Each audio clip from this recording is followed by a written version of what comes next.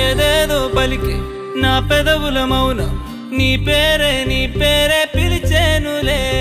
నీ పిచ్చితోనే అల్లాడే ప్రాణం నిన్నే